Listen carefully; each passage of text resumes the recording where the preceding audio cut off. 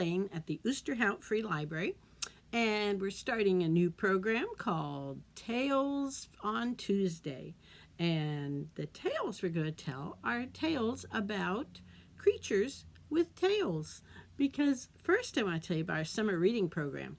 We have a great summer reading program planned for you, and it's called Tales and Tales. Do you know the difference between those two kinds of tales? Well, I'm just going to tell you. Tails, Tails, are the kind of tails you see on tigers and giraffes and, well, maybe not snakes, turtles, animal tails. And the other kind of tales, Tales, are tales that are stories that you tell. So we're going to do tales about creatures with tails. And first, though, you need to think about joining our summer reading program. If you haven't already done so, we've got a lot of fun things planned for you. And it's easy to join. And unfortunately, this year, most of it is going to be online again. It's going to be a virtual summer reading program. But we may have some things here at the library too. And when you sign up, we'll make sure we keep you informed about all the programs that we'll be having here or that are online. Now, you might say, how do I sign up for this? Well, I'll tell you. The first thing you have to do is go to this web address. It's luzernelibraries.readsquared.com. Now, Luzerne Libraries means that all the libraries in Luzerne County are taking part in this. And Read Squared is that's where you sign up. And when you go there, you will see a page that looks something like this. And this shows you the different summer reading programs. There's one for younger children, preschool. There's one for older children, school-age children. And what you do on that page is you log in. Now, if you've never been there or never logged in, you have to register. And there's a place to click to register. And you can even download an app for this Read Squared program through, wherever you go to download your apps. And then you sign up for the Read Squared. And when you read books, you go there and register your books. You'll get prizes. You'll be given different missions to accomplish, some fun things to do, and you earn badges.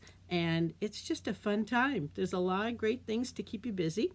I know you like to be outside in the summer, and I don't blame you, but there's times when you're inside looking for something to do. Check out Read Squared. And this summer, here at the Oosterhout Free Library, we have something extra special. We've teamed up with Page Turner Animal Adventures. And Page Turner Animal Adventures will connect you with every day, starting last week, the week of June the 5th, June the 12th. Anyway, starting about a week ago in June. Every week for 8 weeks, there'll be a program every day that you can take part in from Monday through Friday. And by a program, Page Turner is they present fabulous programs. One day they may have a fun little play or musical that they put together. And another day they may have an author that can meet and talk. You don't talk to them, but telling you about their new books. You may have a craft day. Every week there's a craft day. There's an author. There's a virtual field trip to someplace exciting to meet a beekeeper or other interesting things. So it's a lot of fun. And the best thing is, if you miss a program, maybe you can't be there at a certain time, you don't have to, because anytime you tune in, you can click on any of the events that you want to attend. And every week there's different events, and they have different themes. The first week was Farm Friends. The next week is Fish Tales, Creatures Under the Sea. There's one on creepy crawlies and celebrity critters and swamp stories and fantastic beasts. Each week something new and exciting, and every day of that week, Monday through Friday, you can tune into a program. Some might be very short. They may only be 10 minutes, but check it out. Check out the Page Turner Adventures and what we have at the library. And remember, you can always come to the library too to sign up or to get some books, get some fun things to do, books, movies, all those things we still have here. So let's get started with our story. And our first story, actually the two stories we're going to read today, are both by a man who lived, oh my goodness, thousands of years ago, long time ago. And he lived in ancient Greece. And he wrote many stories about animals. And most of the stories had a moral to them, which means you learned a little something maybe. There's a little message in that story. So let's get started. Oh, I don't think I told you his name. Maybe you've heard of him. His name is Aesop. Aesop wrote many fun stories. And the first one we're going to read is about a lion and a rat. And that's the name of it, The Lion and the Rat. And this book is illustrated by Brian Wildsmith. That's a good name for someone who does animal stories, right? Wildsmith. He's just the illustrator, and he does some amazing illustrations. And it's published by Franklin Watts. One day, a rat, there he is, walked by accident between a lion's paws. What's that lion going to do to that rat? Well, the lion allowed him to escape unharmed. The rat thought he was going to pounce on him, but he didn't. The rat thanked the lion and said, "One day I shall repay you for your kindness." The lion laughed to himself. How could such a tiny creature help me, the Lord of the jungle, he thought. Well, a few months later, the lion was out hunting in the forest when suddenly he fell into a trap. Oh my. He roared in a fury. He struggled with all his might. He's trapped in a net. But he could not escape. All the animals heard the lion, and they rushed to find him.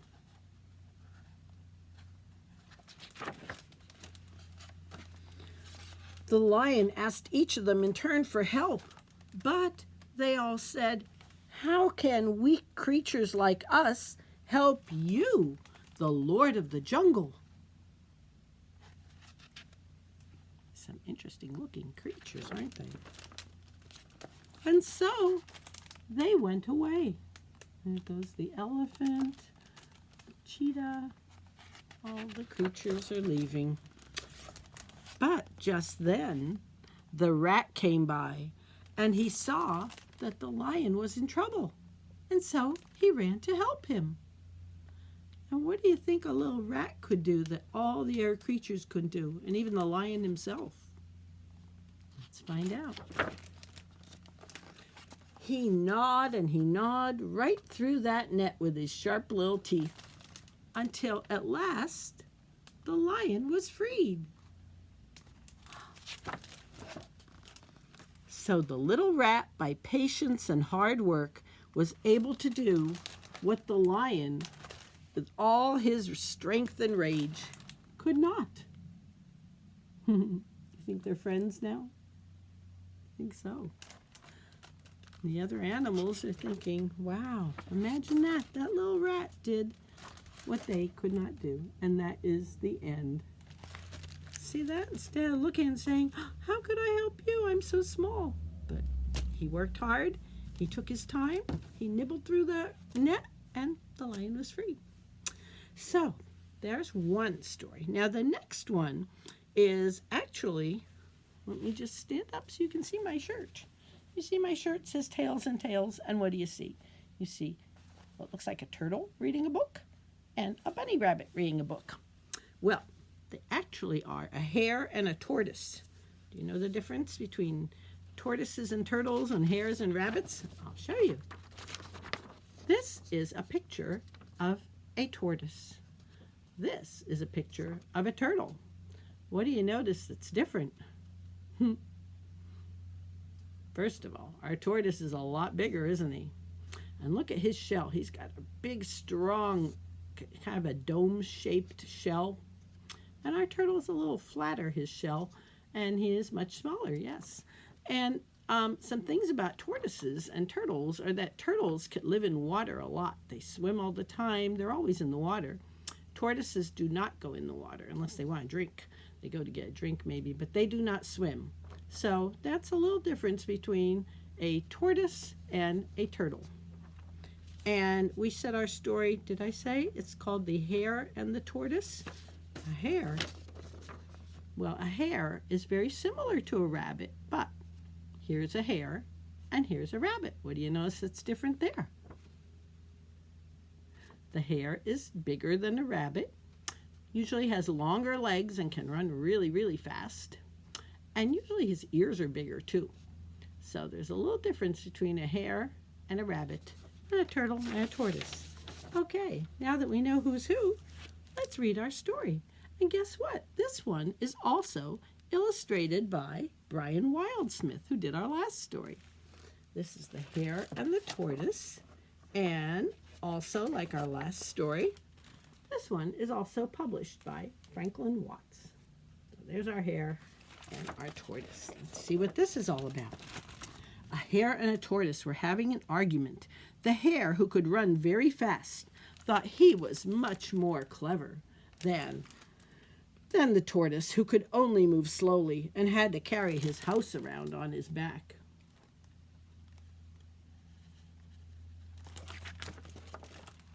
But the tortoise did not agree. To the hare's surprise, the tortoise challenged the hare to a race.